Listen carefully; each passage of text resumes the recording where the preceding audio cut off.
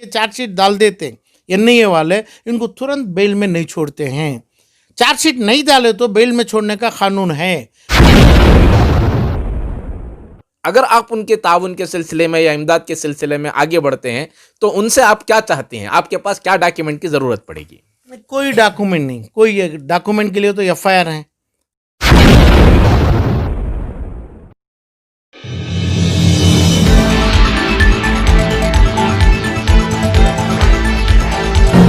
Like, share, subscribe and press the bell icon for ऊंची आवाज India.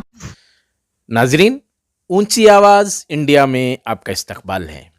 मैं हूं आपका मेज़बान इब्राहिम नफीस। गुज़िश्ता 11 अगस्त की वो भयानक रात थी जिसमें डीजे हल्ली और केजी हल्ली फसाद की लपेट में आ गया। रसूल अकरम सल्लल्लाहु अलैहि वसल्लम की शान में गुस्ताखी के बाद जिस तरह का पोस्ट वायरल हुआ और उस वायरल का जो रिएक्शन दिखाया गया, उसकी आड़ में आज भी कई ऐसे बेकसूर नौजवान गिरफ्तार हैं जिनके घरानों का कोई पुरसान हाल नहीं, पाई पाई को तरस रहे हैं। एक तरफ वो कानूनी इमदाद से महरूम हैं तो फिर दूसरी तरफ वो मुआशी हालत भी उनकी बेहद ख़राब होती जा रही है। चलिए जानते हैं आलम पाशा से कि इस सिलसिले में कानूनी तौर पर वहाँ के मासूमों की और बेगुनाहों की ये क्या मदद कर सकते हैं।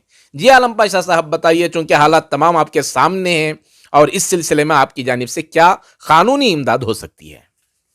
नहीं, कानून से पहले आप जो बोले, हमारे पैगंबर रसूल करीम पीस बी अपॉन हिम, इनको जो प्रोवोकेशन किए, बहकावे में लाए, ये चीज़ों में बहकावे में ला के जो करे, ये बहुत बड़ी बात। ना कोई पुलिस की एफआईआर में ये है, ना कोई वकीलों के यानी ये मुजरिम कहलाते हैं इनके कहने में, स्टेटमेंटों में है, ना कोई कोर्ट के आर्डर में है। तो इसकी मेन जो सिला है ये हमारे पैगंबर पीस बी अपॉन हिम, इनके ऊपर जो हुई जज्बात को गलत तरीके से पेश करे, जो चीज़ को, इसको क्या बोलते हैं, प्रोवोक करें। Provocation is a legal word होता है। ये चीज़ से ये बनी गई थी, प्रोवोकेशन से, वहाँ से ही केस बनती है ये। इसके ऊपर यूएपीए एनआईए आए और एनआईए की एफआईआर भी पड़ी और अपनी डीजे हल्ली केजी हल्ली के 70 प्लस एफआईआर बने और 460-65 मासूमों, इसमें बहुत से ज़्यादा मासूम भी रहेंगे, बहुत से ज़्यादा, सम 400-450 मासूम भी हैं। तो इतने लोगों को अंदर कहाँ पे हैं, कौन सी जेल पे हैं, क्या कंडीशन पे है, क्या इनको कोई बुखार है, क्या हार्ट ट्रबल है, क्या किडनी ट्रबल है, क्या है, क्या इनको दवा मिल रही है, वो आज तक पूरे 4 महीनों में किसी को पता नहीं है। इस अंदाज पे रखे हैं इनको। ये एनआईए का कानून ऐसा है। तो अभी ये एनआईए के तहत अभी ये जो लोगों की तकलीफ़ आपके टीवियों से जो सुन रहा हूँ मैं, आपके चैनलों से, इसके तहत कब वापस आएंगे, क्या होगा ये चीज़। तो इसके ऊपर जो कर्नाटक के बहुत बड़े लोग, बड़े इदारे वाले भी होंगे, आगे आके इनको बेल में निकालने की कोशिश करें और पूरी 75% के चार्ज ये इनके बेल एप्लीकेशन रिजेक्ट होगी। 75 है ना, 460 आदमी में समझो 380 आदमी की बेल एप्लीकेशन रिजेक्ट करवाए। रिजेक्ट करते हुए जैसा ही रिजेक्ट हुई सेशन कोर्ट, स्पेशल कोर्ट में एनआईए के आर्डर से, एनआईए के 43D जो प्रोविजन में इन्होंने रिजेक्ट करे ये चीज़, तो तुरंत इसको अपील में जाना था हाई कोर्ट में। इसके बाद आपके तरफ से, आपके इंट्रोडक्शन के तरीके से तहत से हमारे मैं ये लोगों के बीच में गया, लोगों से, बहुत से लोगों को घरों तक मेरी विजिट ही पूरा देखा, इसमें बहुत से लोगों की केस लिया और हाई कोर्ट में मैं डाला हूँ। मैं डालने का, मैं तो वकील नहीं हूँ, मेरा काम, मैं एक गरीबों को एक सिला देने के लिए, एक लीगल का ये चीज़ देने के लिए, मैं कानूनी मदद के लिए सुप्रीम कोर्ट के जो 80 से 90 साल के हैं एक्सपीरियंस के, ऐसे लोगों के साथ जम के मेरे पास, मेरे मुकाम में रख के ये लोगों को मदद के लिए, यानी पूरे वो लोग भी माने हैं, फ्री करेंगे, फ्री लोगों को, और मेरी भी पूरे तरफ से भी फ्री ये कार्रवाई हो रही है, हमें कानूनी मदद दूंगा।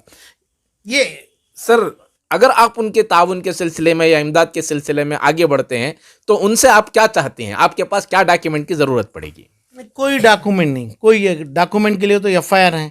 इसे 195 से 260 तक के 65 तक के पूरे एफआईआर में इन्हों पूरे हैं। 460 आदमी भी एफआईआर के कापीस है और इन्हों एनआईए वाले एफआईआर द्वारा एफआईआर डाले हैं कोर्ट के परमिशन के तहत, वो भी मौजूद है, सर्टिफाइड कापी हैं। इसके लिए कोई डॉक्यूमेंट की इनकी ज़रूरी नहीं है, मगर सिर्फ ये है कि भाई अभी जो बोला जा रहा है 6 महीने में छोड़ेंगे, 6 महीने में बेल हो सकता है करके, ये कहाँ से ये लोग इन्हों हासिल करते हैं इल्म में पता नहीं है। 6 महीने में एनआईए के कानून में जो कानून लगाए हैं इसके तहत चार्जशीट डालेंगे, चार्जशीट का टाइम है, चार्जशीट जब डालेंगे 180 दिन में, तब इनको बेल में नहीं छोड़ेंगे। केस पूरी केस मेरिट में चलेगी, मैं सच्चाई में क्या हादिसा चला, हादिसा क्या है वहाँ पे। हादिसा ये है कि भाई चाकू और लोहे के रॉड से और पेट्रोल बम से पुलिस की गाड़ी को जलाया गया और पुलिस को, कांस्टेबल्स को, इंस्पेक्टर्स को रॉड में, लोहे के रॉड में मार के सर फोड़ा, कंबर तोड़ा, ये केस है। तो ये केस में जैसा ही ये केस लिख के चार्जशीट डाल देते एनआईए वाले, इनको तुरंत बेल में नहीं छोड़ते हैं। चार्जशीट नहीं डाले तो बेल में छोड़ने का कानून है, और चार्जशीट बगैर डाले बेल को अप्लाई कर सकते हैं। इसलिए ये 6 महीने का चार्जशीट से पहले फाइल करना चाहिए। चार्जशीट के पहले 6 महीने में 6 महीने के अंदर इनको लेना चाहिए तो ले सकते थे, यानी एनआईए में हमें नहीं है, हमें जनरल मेरिट पे बात करेंगे करके जितने भी केस डाले हैं 400 आदमी का जनरल पे नहीं डाले, यानी आईपीसी में नहीं डाले, हमें एनआईए में इन्वॉल्व हैं करके डाले। तो इसलिए कोर्ट सिर्फ ये बोली एनआईए में होंगे तो एनआईए का चार्जशीट पड़ेगी 6 महीने में। जब तक आप बैठो, आप आगे नहीं बढ़ सकते करके कोर्ट का ऑर्डर हो गया। तो प्रेजेंट पोजीशन में क्या स्टेप लिया जा सकता है सर आप, चूंकि अभी 180 दिन मुकम्मल नहीं हुए हैं और इस सिलसिले में कानूनी तौर पर कोई इकदाम हो सकता है क्या चार्जशीट से पहले? नहीं, अभी चार्जशीट का 180 दिन होता है 12 से 14 फरवरी 2021 चार्जशीट का टाइम यानी ख़त्म होता है ना 6 महीने का, और इसके अंदर ही चार्जशीट डाल देंगे। कैसे मेरे को पूरा ऐसा ही जैसा ये लोग बोल रहे हैं, गरीब लोग हमारे घर पे आए, हम ना ये चीज़ पूछे, ये दिए हमारे को नोटिस, ये सभी क्या जमा कर रहे हैं इन्हों, ये जमा करके नहीं डालेंगे तो ये पूरे लोग बेल में छोड़ देंगे, जज साहब इनको छोड़ देंगे। मगर एनआईए का भी, सरकार का ये मानना नहीं है कि भाई इनको छोड़ दें बेल में। ये बात जब आ रही है तुम्हारे चैनलों में, ये सरासकत गलत है कि भाई 6 महीने में हमें आपको डाल के छुड़ा देंगे। 6 महीने में इन्होंने चार्जशीट नहीं डाले तो एनआईए वाले छोड़ने की पूरी चांसेस है, और इन्होंने ऐसा नहीं रहेंगे, इसके लिए भी प्रिपेयर होना चाहिए। चार्जशीट बगैर डाले इन्होंने नहीं रहेंगे, डाल देंगे। चार्जशीट डाल देंगे तो एक आदमी को भी नहीं छोड़ेंगे, केस चलेगा। ये केस में पूरा जो मारा पीटी जलाए करे, राड सर फोड़ा, वो भी पुलिस को मारना बहुत बड़ी केस बनाए इन्हों। तो इस अंदाज पे केस मेरिट में चलाना है, अखलाक से चलाना है, कानून और हिंदुस्तान के कॉन्स्टिट्यूशन को आगे रख के चलाना है। ये चलाना हो तो बहुत अक्लमंदी से काम करना है। जो पैगंबर का नाम लेके नमाज पढ़ने वाले ये चीज़ को इनको प्रोवोक नहीं करे सरकार को, जो हमारे मंत्रियों हैं, मिनिस्टरों हैं, एमपीओ हैं, एमएलए हैं, आज इदारों के बड़े बड़े सदर हैं हमारे मुसलमान इदारों के, इन्होंने नहीं किए तो ये लगा दिए बाद इसका कानून 6 महीने है। ये कानून के बाद इसकी सज़ा भी बहुत सख्त है, सज़ा बड़ी सख्त होती है, जैसा जनरल कानून में ऐसी नहीं है। सज़ा सख्त देने के लिए मुसलमानों को ये किए। तो इसलिए मेरी मैं आप जो पूछ रहे हैं ये इस अंदाज पे मैं ये कर सकता हूँ, ये लोगों को, तमाम लोगों को जिसको कानून से अभी ताल्लुकात नहीं है और क़ानून से कन्फ्यूज जानकारी नहीं है और उसकी इल्म हासिल नहीं कर रहे हैं और अपने जो भाई जेलों में हैं उनसे भी ताल्लुकात नहीं हो रहा है, तो ये लोगों को ये बोल रहा हूँ, इसको कुछ भी नहीं चाहिए। आपका एफआईआर, आपका केस, हादिसा क्या हुआ, यानी आपका पैसा, आपका सिक्योरिटी, आपकी फ़ीस, कुछ भी नहीं चाहिए। हमारे पैगंबर के नाम से हुआ है। इसमें नवीन करके जो चोर जो ये लगा है, ये जो किया है, तो ये दोनों चीज़ हमें कोर्ट के सामने रखेंगे। अब इसका ही केस हमें बना रहे हैं हमारे वकीलों को बोल के। तो इसलिए पूरे लोगों को, जो आदमियों को तकलीफ़ है, ये चीज़ों को जो इल्म हासिल नहीं हुई है, ये कोई चीज़ नहीं सका, हमें इनकी बेल की एप्लीकेशन चाहे चार्जशीट डाले भी सही, एनआईए वाले 180 दिन, ये इज़ वेरी इंपॉर्टेंट डेट, डाले भी सही नहीं डाले भी सही, हमें ये लोगों को डालना निकालना है। मगर अभी तक जैसा दाल को 400 आदमी का रिजेक्ट हो गया, ऐसा चार्जशीट डाले बाद भी यही सवाल ये लोग रखें, 400 आदमी प्लस जो बचे हुए आदमी जो नहीं डाले उन्हें रखेंगे तो तुरंत केस में चलेगा।